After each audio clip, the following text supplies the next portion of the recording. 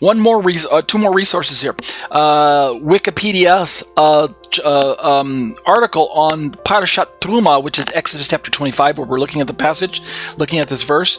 If we drop down to a section, let me find it. It's Sarna's quote. Give me a moment here. My bookmarks shifted on me when I opened up all these tabs, and so I'm not quite happy about that. Let me just read this quote. Another ancient Jewish commentary source.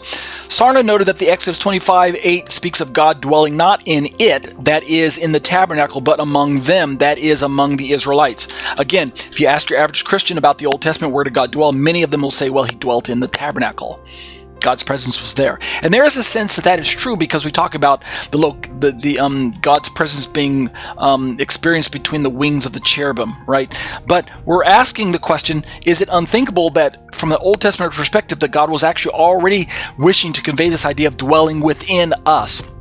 Sarna continues. Sarna observed that the verb to dwell is not common Hebrew yshv, where we get the word yeshiva, yashav, which means to sit or to occupy, but the rarer shkn, from where we get the word mishkan or shekhinah, which conveys the idea of temporary lodging in a tent, as in the nomadic lifestyle. And I talked about that earlier as well. Sarna concluded that the tabernacle was not God's abode, as were similar pagan structures. Notice that ancient Judaism is taking great pains to remind us that if God simply told Moshe, tell the people to build a building so that I can move into the building, that would be no different than the ancient pagans, the perspective that they had of their deities, where the deity, the God, lived in the building.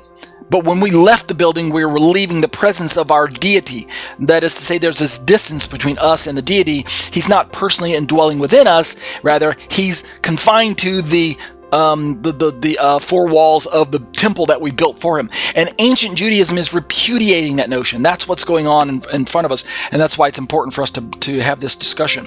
Rather, Sarna argued that the tabernacle made perceptible, remember this phrase, when we say perceptible, remember this Greek phrase here, thesamai, but we talked about perceiving or seeing, that's what Sarna is referring to, made perceptible and tangible the conception of God's immanence, that is, of the indwelling of the divine presence in the Israelite camp. So God did dwell among us, but it was a bit more than that. So now let's jump to two resources that outright state that God dwelled in us. Just in case we want to say, as Christians, God dwelling in us is a Christian notion. No one in Judaism would ever think that God would dwell in us. I beg to differ with you. There are Jewish sources who teach that God dwelt in us, not just among us. And so look at these two sources. These aren't the only two sources. They're all over the place. I'm just pulling these for you to be able to see them with me tonight. Let's pull another resource. This is the Jerusalem Post, jpost.com. Let me find it here. Notice the way they translate the verse. This parsha deals extensively with the people's offerings towards the building of the Mishkan, the mobile temple known in English as the tabernacle. Midrash Haggadol takes the 15 materials donated to the Mishkan's construction and likens them to components of the human being. The gold corresponds to the soul, the silver to the body, flax to the intestines, and on and on. This is just Midrash, okay? But listen up. This evocative Midrash clearly equates the house of God with the human being. Notice right away the perspective that they're approaching this passage with. The idea that what God is teaching us in the Old Testament is that the building is the person. Now, isn't that funny? This is an unbelieving rabbi, and when we say unbelieving, we mean not claiming to believe in Jesus, who's equating the building of God with the person's body. Does that sound familiar? For we are the temple of the living God, like Paul talked about? Yeah, it doesn't sound like it's so much a Christian idea as it's actually already a Jewish idea.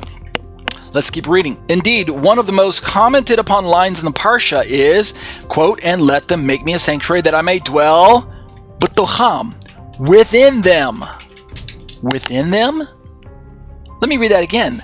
Let them make them a sanctuary that I may dwell within them. Now stop for a second. Didn't don't most passages say dwell among them, right? We look at Exodus 25:8, so that I may dwell among them. Even the Christian passage versions say, dwell among them. But here we have a Jewish source saying, no, I think we could translate it as dwell within them. Let's keep reading. Exodus 25:8. Grammatically speaking, one would expect the text to say, build me a sanctuary that I may dwell within it. Again, playing with this idea that dwell within it is the logical way of understanding God saying, build me a tabernacle. But let there be no mistake. The simple read of the text is clear. Listen to this translation. This is Jewish translation, not Christian. I keep having to emphasize that. God will dwell within each of us. God will dwell within each of us? Yeah, this is the Jerusalem Post saying this.